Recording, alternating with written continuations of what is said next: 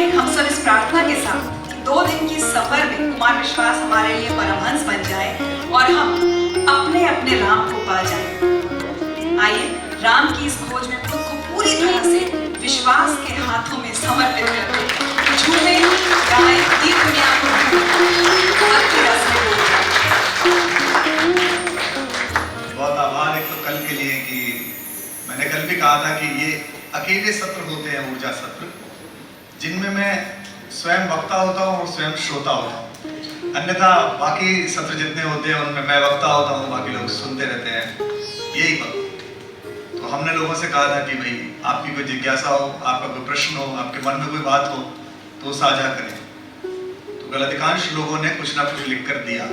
25-30 लोगों ने जिज्ञासाएं लिखी हैं और अपने प्रश्न लिखे हैं।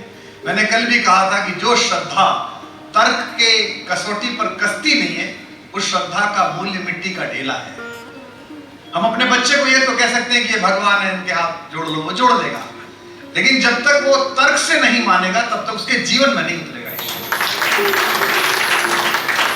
पहला प्रश्न तो उर्मिला शर्मा जी ने पूछा है। उन्होंने पूछा है कि आपको नहीं लगता कि रामचरितमानस में उर्मिला, श्रुतकीर्ति, मांडवी, ये सब पात्र जो हैं इनकी तरफ ज्यादा ध्यान नहीं दिया गया है। राम की कहानी होकर रह गई है, उर्मिला की कहानी नहीं है, सीता की कहानी नहीं है। मैं ये मानता हूं कि रामचरितमानस या श्रीमद् वाल्मीकि रामायण, ये दोनों कहानी राम की कहानी है ही नहीं, ये सीता की कहानी है। अगर इस कहानी में सीता ना हो तो राम कहीं नहीं। अगर 14 वर्ष में राम दंडकारण्य जाकर एक कुटी बनाकर उसमें रहकर ऑर्गेनिक खेती करके वापस आ जाए तो राम केवल एक सामान्य से एम्परर रह जाएंगे कि साहब इन्होंने खेती में बहुत अच्छा काम किया। ये दोनों कहानियां राम की। हाँ, ये तय है कि उर्मिला उपेक्षित है, श्रुतकीर्ति उपेक्षित है, मांडवी उपेक्षित है।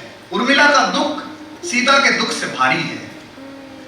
सीता कम से कम 7 है, पूछा गया उनसे, वो 7 गई हैं। उर्मिला से तो पूछा भी नहीं गया है। और आप सबको पता होगा कि उर्मिला, श्रुतकीर्ति, मांडवी, ये सब बहनें, चारों भाइयों को 4 बहनें ब्याही गई। और हमारे कवि हैं मैथिली शरण गुप्त, उन्होंने एक लेख पढ़ा था कवि गुरुदेव रविंद्रनाथ टैगोर ने एक लेख लिखा, काव्येर उपेक्षिता, काव्य की उपेक्षिता नायिकाएं। उसमें लिखा कि भारत में बहुत सारी नायिकाएं ऐसी जिनके ऊपर कविता ही नहीं लिखी गई। सीता पर लिखी गई है, कौशल्या पर लिखी गई है, उर्मिला पर नहीं लिखी गई। यशोधरा बच्चे को लेकर सो रही है और बुद्ध निकल गए हैं। बुद्ध के प्रति तमाम आस्था के बावजूद भी मुझे वो दृश्य बहुत क्रूर लगता है। एक पत्नी जब पति के पास सोती है तो बड़े आत्मविश्वास से भरकर सोती है। यशोधरा जिस समय राहुल को लेकर सोई थी, उन्हें बुद्ध पर भरोसा था कि सुबह को यह पति देखने को मिलेगा। लेकिन बुद्ध अपनी मुक्ति के प्रयास में इतने बलबलाए हुए थे कि उन्होंने ये नहीं देखा कि जिस दुख की साधना के लिए वो निकल रहे हैं, दुख से दुनिया मुक्त कैसे हो, सबसे पहला तो दुख पत्नी को देके जा रहे हैं। सोचकर देखिए। इसीलिए मैथिली शरण गुप्त ने कविता लिखी कि यशोधरा को यह दुख नहीं है कि मेरा पति चला गया, यशोधरा को यह दुख है कि मुझे कहे बिना चला गया। एक और पात्र है शत्रुघ्न। मांडवी उसके बारे में कहती हैं मैथिली शरण गुप्त के, हमारा खानदान बहुत बड़ा। मांडवी भरत की पत्नी, मांडवी जिसे कहते हैं ना मैन ऑफ द हाउस है। राम चले गए जंगल, लक्ष्मण चले गए जंगल, खुद का पति रहता है अयोध्या की सीमा के बाहर नंदीग्राम में और कहता है तू यहां मत रह, तू वहीं जा अयोध्या। भरत के पास नहीं रहती थी उनकी पत्नी मांडवी, तो मांडवी ने पूरा घर चलाया, किसके लिए क्या करना है क्या नहीं करना। मैन ऑफ द हाउस है एक तरीके से। हालांकि ये भी बड़ा पुरुषवादी स्टेटमेंट है, मैन ऑफ द हाउस। हाँ, वुमेन ऑफ द हाउस ही सही है। क्या स्टेटमेंट, वही सबसे महत्वपूर्ण है।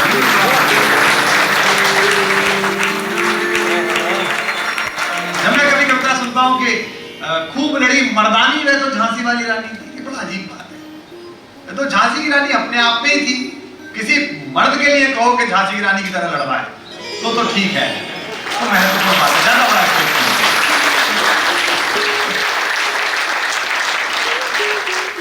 आप में से सबके मन में सवाल होगा, how to get ready for death? It is unavoidable and it's waiting for us every time. As pleased to the wanton boys are we to the gods. They play for their own sport. सबके लिए तैयार है। और ये एकमात्र सत्य है जिसे हम हर पल झुठलाते हैं। शमशान में जाते हैं, शवदाह देखते हैं और हमको लगता है इसका हुआ है, हमारा नहीं होगा, और जबकि उतना ही सत्य जितना वो सामने होता है। मुझे लगता है पूरा जीवन ही मृत्यु की तैयारी है।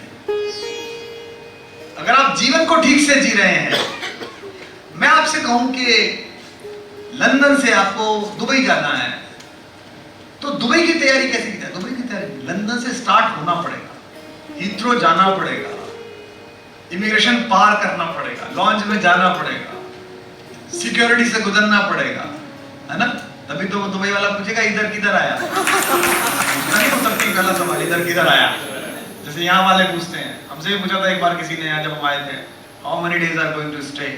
मैंने कहा भाई आपके खानदान वाले जितने दिन रुके थे उससे कम रुक लेंगे।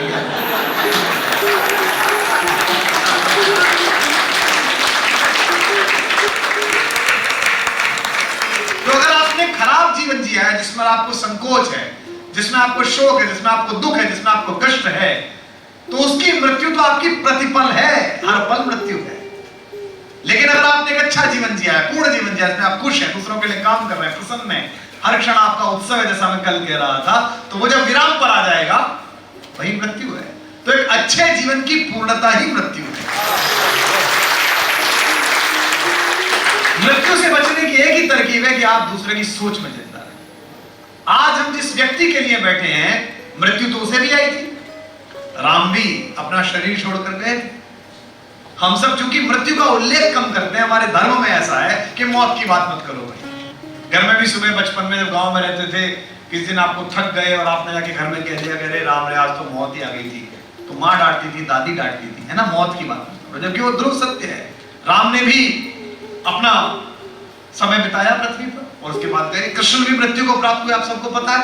ओशो जहां पूना में उन्होंने विश्राम किया, अंतिम उनकी समाधि पे लिखा हुआ है कि ये आदमी इस प्लेनेट अर्थ पर इस दिनांक से इस दिनांक तक रुका।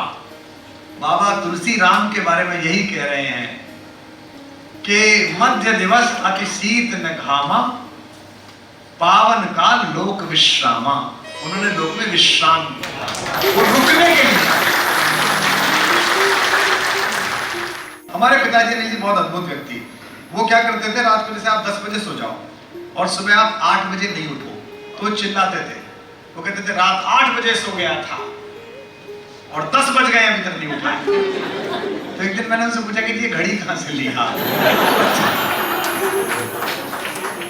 जब दुष्यंत छोड़ के चले आए, शकुंतला को गर्भवती करके चले आए, तो एक अंगूठी दे आए थे, आपको पता होगा कि इसे दिखा देना, लोग पहचान के मुझे तुम्हारे पास पहुंचा देंगे। अंगूठी एक दिन जब वो गर्भवती थी, पानी भरने गई तो हाथ से फिसल गई और वो मछली ने खा ली। जब मछली काटी तो उस मछुआरे ने देखा, अरे ये तो राजा की अंगूठी है, राजमुद्रा, भारत सरकार का स्टैंप जिस पे वो अशोक का चक्र लगा हुआ है। उसने कहा ये तो प्राइम मिनिस्टर ऑफिस का पासवर्ड है, दुनिया का रख भी लो, इसका कौन रखे? तो वो डरता डराता पहुंचा, उसने कहा महाराज ये अंगूठी। अब दुष्यंत ने अंगूठी देखी, याद आई क्या है। अब वो बच्चा पैदा कर चुकी थी कर्ण के आश्रम में। भारत का चक्रवर्ती सम्राट आ चुका था भरत, और वो उसको पाल रही थी शकुंतला। दुष्यंत ने हाथी घोड़े मंगाया और कहा कि मेरे से बड़ा अनर्थ हो गया, मैं भूल गया यार, मैं शादी कर ली, मैंने भूल गया। तो दुष्यंत गया मिलने के लिए, कि मैं देखने जाऊंगा। तो जंगल में शकुंतला अपनी कुटिया में खाना बना रही थी और बहुत सारे बच्चे खेल रहे थे बाहर। शेर के बच्चे भी वहां थे, शेरनी भी वहां थी। तो उनके मित्र मांडव के शर्मा एक कवि था। मांडव ने पूछा, यार तुझे पता कैसे चलेगा दुष्यंत की तेरा लड़का कौन सा है? इतने सारे बच्चे खेल रहे थे। उसने कहा वो मेरा वाला लड़का है। मांडव ने कहा तूने कैसे पहचाना? बोले जो शेरनी के सामने उसकी गोद से उसका बच्चा छीन के, उसका जबड़ा खोल के दांत गिनने की हिम्मत रखता हो, वही हिंदुस्तान का राजा हो सकता है, वही भारत का राजा। तो उसने उस बच्चे को उठा के गोदी में उठाया। बच्चा रोने लगा, मुझे उतारो, मुझे गोदी से नीचे उतारो। पर बाप को बच्चा इतने साल बाद मिला, बाप उसे चूमे जाए, प्यार करे, वो उतरे नहीं। तो चीखा चिल्लाया तो अंदर से उसकी मां निकल के, शकुंतला। दृश्य सोच के देखिए आप, जिस औरत को आप गर्भवती करके चले गए और वो आपको झूठा समझ के बैठी हुई है और आपके बच्चे को पाल रही है, उसने अचानक देखा कि मेरा पति और उसकी गोद में मेरा बच्चा। तो खुशी भी है, दुख भी है, गुस्सा भी है, आंसू भी है।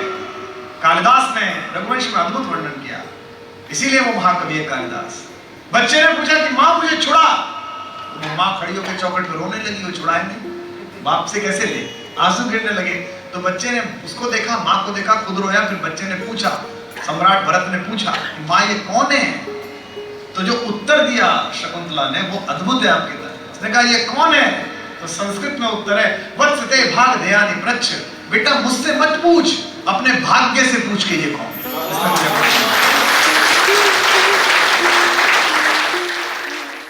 राम ने सोचा मैं भी कुछ कर दूं, लोग बात कर रहे हैं। राम ने भी एक पत्थर लेके छोड़ा पानी में, वो नीचे डूब गया। तो राम ने कहा यार हमारे ब्रांड से सब कुछ चल रहा है और हमारा ही डूब गया। तो राम ने इधर देखा, कोई देख तो नहीं रहा। तो राम ने देखा तो हनुमान पीछे खड़े मुस्कुरा रहे थे। तो हनुमान से बोला कि यार गड़बड़ हो गई, सबका पत्थर तैर रहा है, तुम भी राम लिख के तैरा रहे हो, मैंने भी पत्थर डूब गया। हनुमान ने कहा प्रभु ये तो डूब नहीं था। बोले क्यों? बोले जिस पत्थर को राम तक ने छोड़ दिया उसे कौन उबालेगा?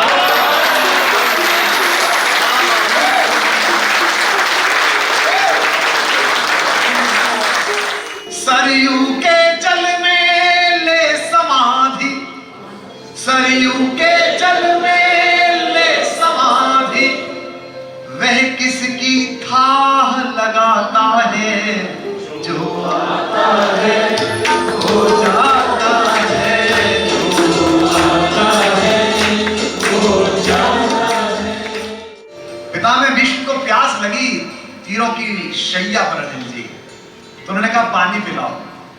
तो दुर्योधन भागा सोने के कटोरे में पानी लेकर, कोई भागा हीरे जड़े कटोरे में पानी लेकर। उन्होंने कहा नहीं मैं योद्धा हूं, मेरे पोते को बुलाओ अर्जुन को, वो मुझे पानी पिलाएगा। अर्जुन से कहा गया अर्जुन दादा पानी पीना चाहते हैं। अर्जुन ने कहा जी दादा अभी पानी पिलाता हूं। उसने तीर लिया और पृथ्वी में मारा, और इस त्वरा के साथ मारा कि जहां वाटर लेवल होता है वहां तक तीर गया और पानी की फुहार बाहर आई और वो पितामह भीष्म के होठों पर गिरी। बोले वीर ऐसे पानी पीता है, योद्धा को ऐसे पानी पीता है।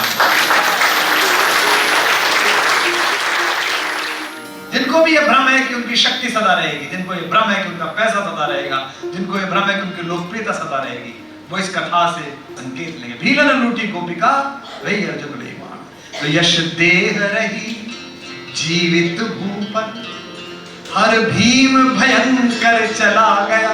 कि यश देह रही जीवित भूपल, हर भीम भयंकर चला गया। सुकरात अरस्तु बचे रहे, पर शिष्य सिकंदर चला गया।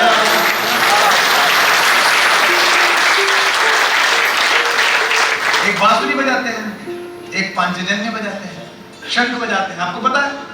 लेकिन युद्ध में बजाया तो शंख कोई हाथ में नहीं उनका रखता बजाता, उनकी बांसुरी हर फंक्शन में गूंजती है। कि वंशी की ताने अमर हुई, पर पांचजन्य स्वर चला गया। चाणक्य अभी तक प्रासंगिक, पर शिष्य धुरंधर चला गया।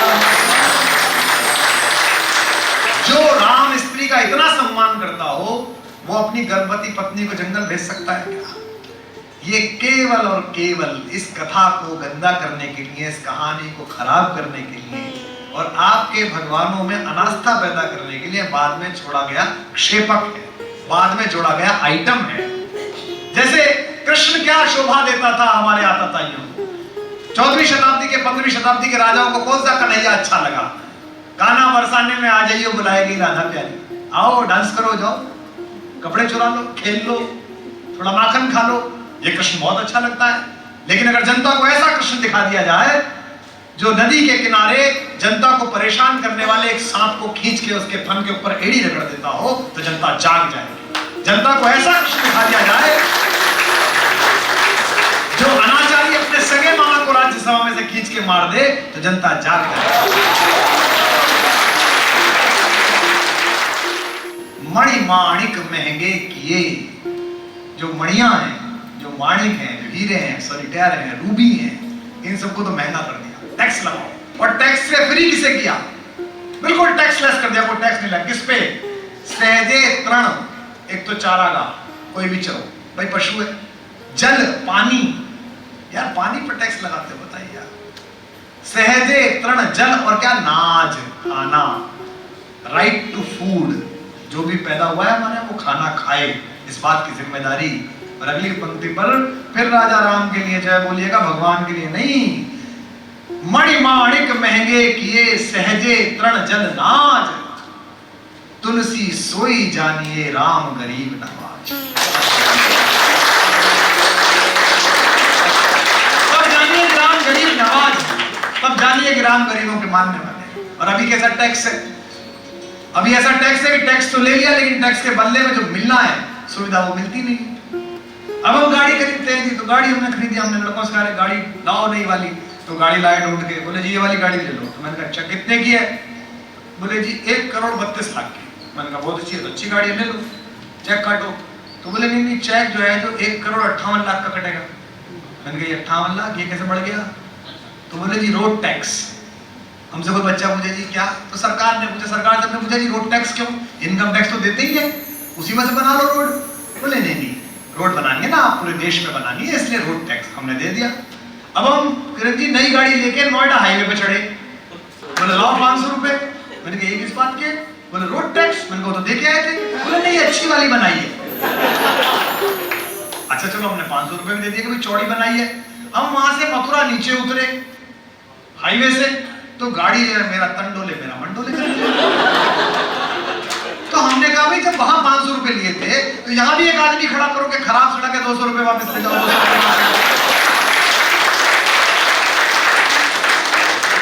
राम राज बैठे त्रिलोका, हर्षित भय गए सब शोका। पहली है क्या है? किसी को शोक नहीं है। भजन करो काहू सन कोई, और क्या कहते हैं? राम प्रताप विषमता कोई। पहला काम है समरसता सोसाइटी की, ना कोई बड़ा है ना कोई कम है। कहते हैं जाति पाति मिटा दो देश से, है? और सरकारी नौकरी लेते हैं उसमें लिखते हैं जाति लिखो, और उसमें लिखो कि एससी हो कि एसटी हो कि ओबीसी हो कि जनरल हो। अबे तुम ही कह रहे हो, सबसे पहले इसे मिटाओ, सबसे पहले इसे खत्म करो, और कहो कि इस देश में जो भी पिछड़ा है, जिसको भी शिक्षा नहीं मिली, उसे शिक्षा देने का, नौकरी देने का अधिकार भारत की सरकार का है। हमारे टैक्स के पैसे से दो, पर जाति देखकर मत दो, उसकी हैसियत देखकर दो।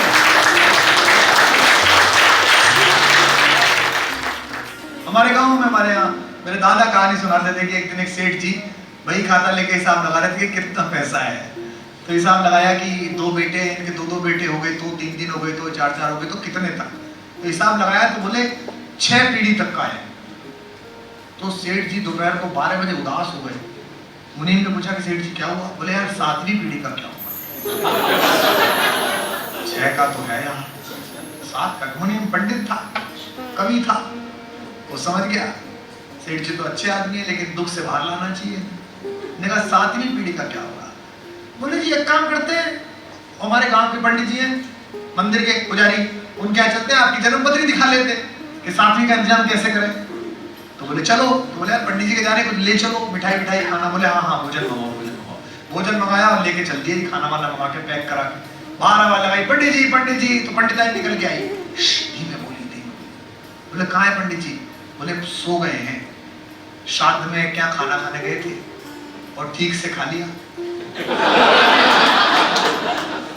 उसने श्रद्धा से खिलाया था और श्राद्ध था ही, श्राद्ध का मतलब ही श्रद्धा है, तो ठीक से खा लिया, अब सो गए। खाना खा के सोते हैं और 5 बजे उठते हैं। तो बोले उठा दो। सेठ जी बहुत परेशान है, गांव के सेठ हैं।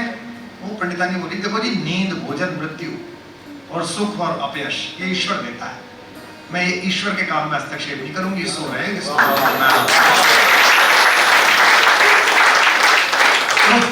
वो जब मुनीम ले गया तो वो बोला कि अच्छा बहन जी कोई बात नहीं, शाम को आ जाएंगे, ये कुछ भोजन लाए हमें रख लीजिए। बोली ये क्या है?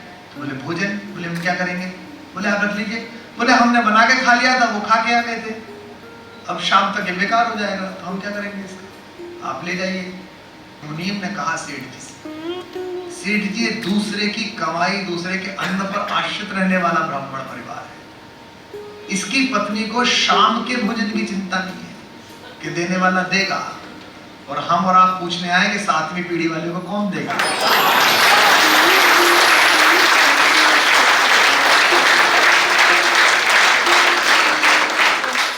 इन लंकाओं का नाश इससे नहीं होगा। इस लंकाओं का नाश आपको अपने मैदान में उतार कर करना पड़ेगा। आपको आयुर्वेद से करना पड़ेगा, आपको योग से करना पड़ेगा, आपको प्राकृतिक चिकित्सा से करना पड़ेगा। राम रामा हो गए हैं, कृष्ण कृष्णा हो गए हैं, योग योगा हो गया है। हाँ हैं? गैंजिस, हाँ हम ये विनय जी बैठे, हम एक कार्यक्रम कर रहे थे ऋषिकेश में, तो सुबह उसकी शूट के लिए हम गए ऋषिकेश में। तो वो एक 2 लड़के लड़कियां बड़े टेडी बियर टाइप के भागते भागते आए। Hello Kumar ji, what a coincidence, oh my God sir. अब मैंने कहा हाँ बड़े खुश रहिए, बड़े प्रसन्न, बहुत बड़े फैन है, कब सोचा था कि गेंजीज पे आप मिल जाएंगे। मैं तो समझ गया, मैंने कहा किसकी गंजी? नो गेंजी। मैंने कौन गेंजी? मैंने कहा गंगा है ये। गेंजी कितनी भी कर ले, लास्ट टाइम जब जाएगा तो मुंह में गंगा के कहीं पड़ेगी। ये नहीं कहेगी घरवाली की गेंजीज का ड्रॉप्स डाल दो।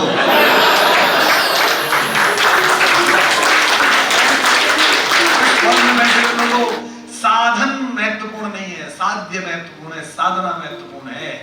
सीता जब राम के साथ थी तो उन्हें सोने का हिरन चाहिए था, और जब सोने की लंका में बैठी थी तो राम चाहिए।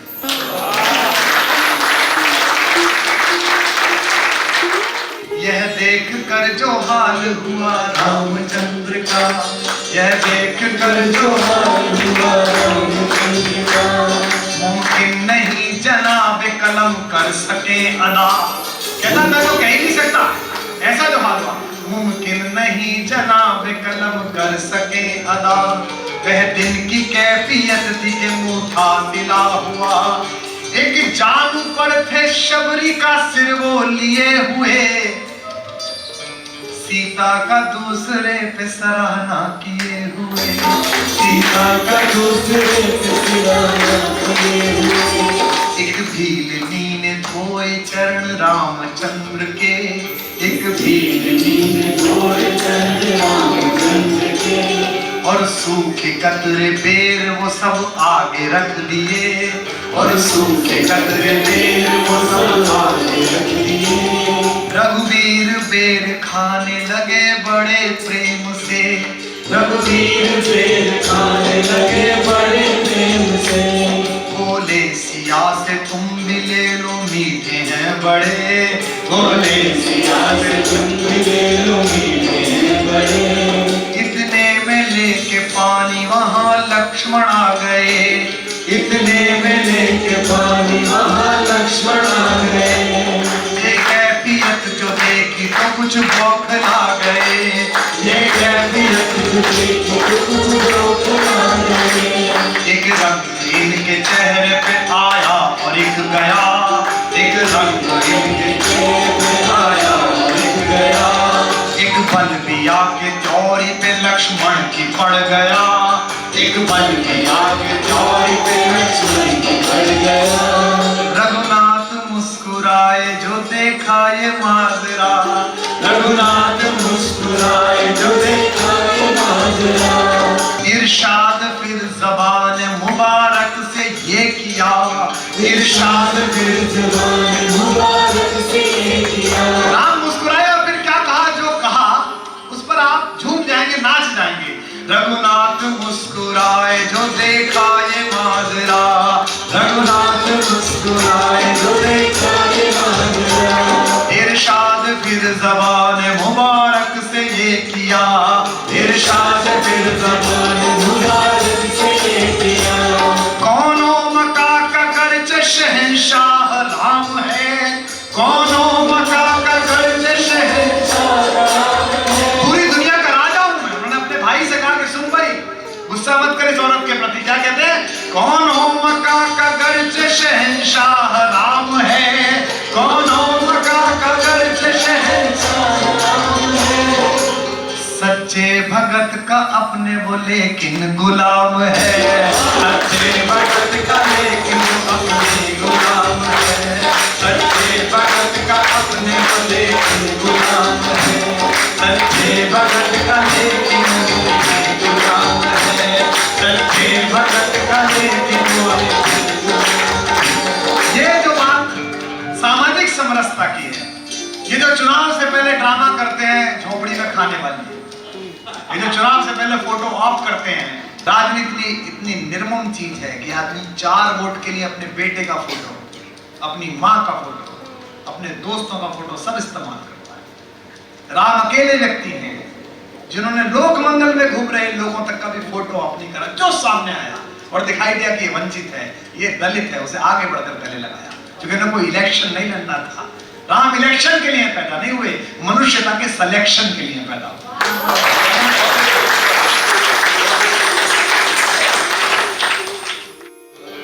बुद्धि से ईश्वर नहीं मिल सकता, बुद्धि से ईश्वर मिल ही नहीं सकता। मैं बचपन में 4th क्लास में संगीत की जो टीचर थी हमारी, वो हमारे पिताजी से बीए में पढ़ी थी। मेरे पिताजी ने कहा ये गाता बहुत अच्छा है, इसको प्रार्थना में खड़ा करना। तो उसने मुझे प्रार्थना सिखाई, मैं खड़ा हुआ, मैंने प्रार्थना गाई नहीं। तो मुझसे बोली कि क्यों नहीं गा रहा बेटा? मैंने कहा प्रार्थना गलत है। तो उसने मेरे पिताजी से आकर कहा कि ये कह रहा था प्रार्थना गलत है। तो उन्होंने मेरी माँ को आवाज दी, बोले देखो ये पैदा हुए तुम्हारे यहाँ, प्रार्थना कोई गलत बता रहे हैं। तो उसने मुझसे पूछा मेरे पिताजी ने क्या गलत है? मैंने कहा जी वो कहते हैं कि हे प्रभु आनंद दाता ज्ञान हमको दीजिए, ये प्रार्थना ही गलत है। भाई परचून की दुकान पे हीरा खरीदने जाओगे, तुमने शुरू में ही कहा कि आनंद दाता, उसने खुद कहा कि मैं आनंद देने वाला हूं, तुम ज्ञान लेने पहुंच गए। आप ये कहते हैं प्रभु आनंद दाता आनंद मुझको दीजिए, तो सही था। हे प्रभु ज्ञान दाता, हे प्रभु आनंद दाता ज्ञान हमको दीजिए। और अगली बात कह रहा हूं, वो आपको आखिरी सांस तक याद रह जाए तो सार्थक होगा। जीवन में आनंद आ गया तो ज्ञान की आवश्यकता है क्या?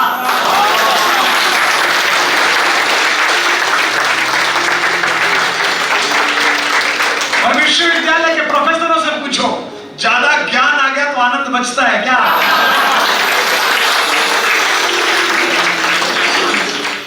पहले दिन हनुमान मिले हैं उनसे तो डिप्रेस्ड आदमी है।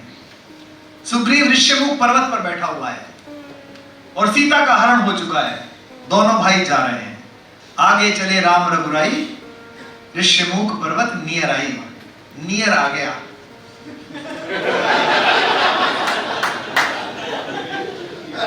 तुलसीदास जी ऑक्सफोर्ड नहीं आए थे, फिर भी नियर आई।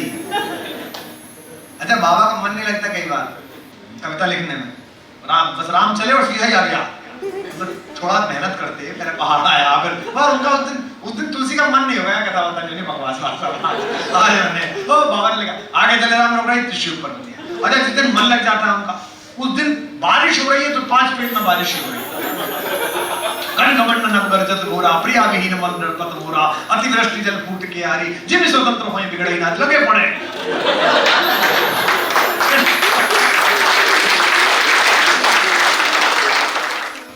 हनुमान के पास धन भी है। और आपको याद है कि जब राज्याभिषेक हुआ था तो माँ सीता ने उनको अपना चंद्रहार उतार के दिया था और उन्होंने रोते हुए कहा था कि आप माँ को इसलिए ले रहा हूं, लेकिन मुझे एक वरदान दो, ये मत दो। तो उन्होंने पूछा क्या? तो सीता से कहा कि मेरे हृदय में सदा आप दोनों विराजमान रहे, ये वरदान।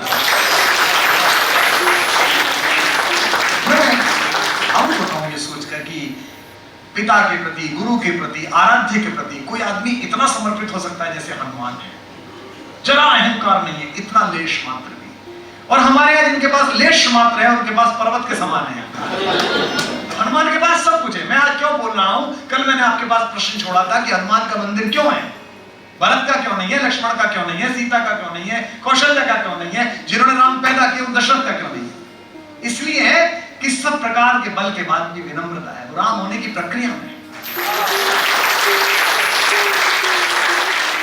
पूरी राम की जितनी प्रकार की कहानी आप सब पढ़ के देखिए, मैंने थोड़ा बहुत अध्ययन जो कराया उसमें मैं आपको बताता हूं। राम उन्हें पुत्र कहते हैं, भाई कहते हैं, दोस्त कहते हैं। पूरी राम की कहानी में कभी भी राम ने सेवक नहीं कहते, और पूरी राम की कथा में हनुमान अपने आप को सेवक के अलावा कुछ नहीं कहते।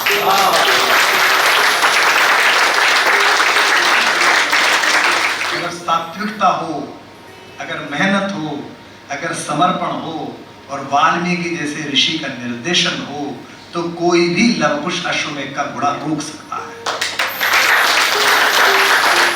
उन्होंने रोक लिया। अब वो कहानी सुना रहे माँ को कि ऐसा हो गया, फिर मैंने ऐसा कर दिया। लेकिन जैसे ही हनुमान का जिक्र आया सीता रोने लगी। सीता ने कहा मूर्खो चुप हो जाओ। बच्चों को लगा ये माँ क्यों रो रही है। हनुमान को हमने बांध लिया माँ। तो छोटे वाले ने पूछा कि माँ रो क्यों रही हो, हमसे कोई गलती हो गई क्या। सीता ने कहा कि मूर्खो तुम्हें पता नहीं है, तुम दोनों के जन्म लेने से पहले हनुमान मेरा बेटा है।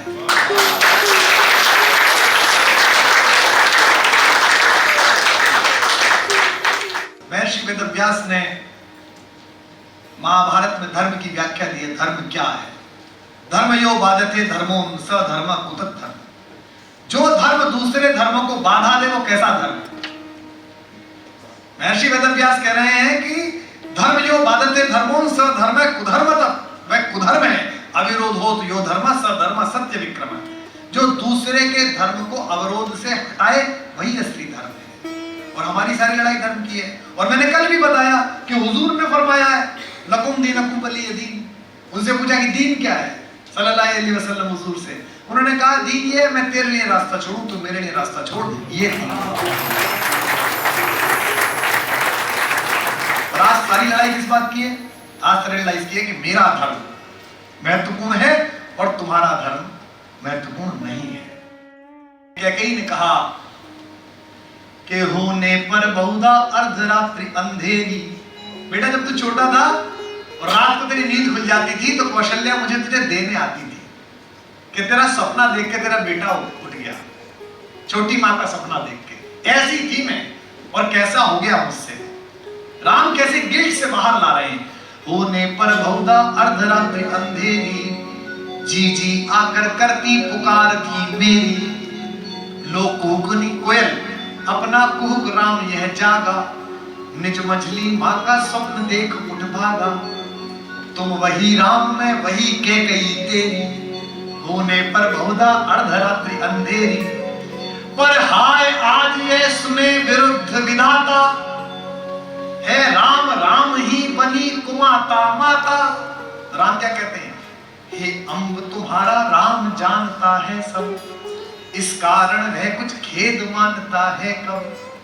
100 बार धन्य वह एक लाल सी माई। राम कह रहे हैं 100 बार धन्य वह एक लाल की माई, जिस जननी ने है जना भरत सा भाई।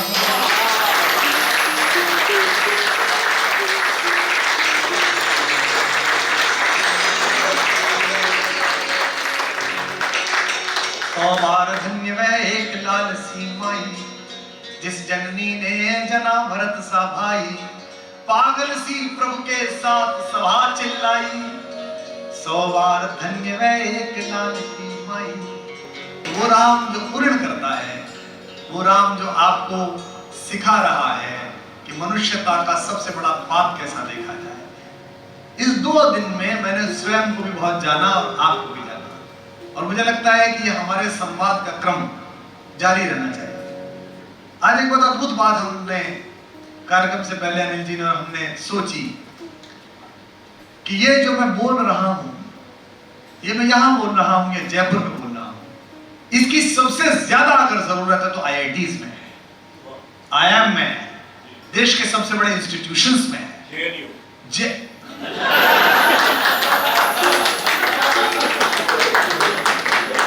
जो हमने आज किया ये बुद्धि यज्ञ है। JNU में तो शुद्धि यज्ञ की भी आवश्यकता है।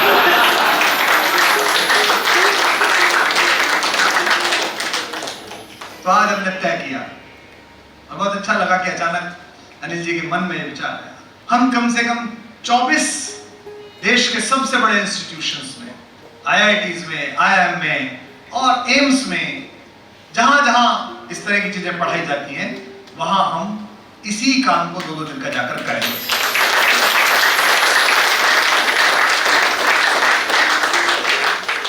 प्रकृति बहुत सिखाती है। बंदर कैसे पकड़ा जाता है? हम गांव में देखते थे बंदर कैसे पकड़ता, पता है आपको? एक पतले मुंह वाला छोटा सा लोटा लाया जाता है, भारी लोटा, उसमें चने डाल देते हैं। बंदर अंदर हाथ डालता है, चने पकड़ लेता है। अब वो चने निकालना चाहता है, मुट्ठी निकलती नहीं है। ना तो वो मुट्ठी खोल रहा है क्योंकि चने के प्रति लोभ है, और ना बाहर निकाल पा रहा है। तब उसके पीछे शिकारी भागता है, वो लोटा लेके भागता है आगे आगे, भाग पाता ही नहीं है, पकड़ा जाता है। उस छोटी सी घटना से मुझे पता चला कि अपॉर्चुनिटी के लोटे में हाथ तो डालो, लेकिन अगर चने मुट्ठी में ऐसे फंस जाए कि तुम्हारी मृत्यु निश्चित हो, तो चने छोड़ो, आगे भागो।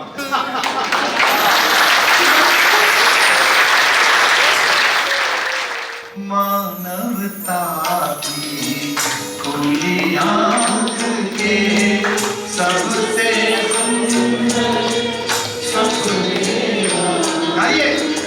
मानवता की खुली आंख के सबसे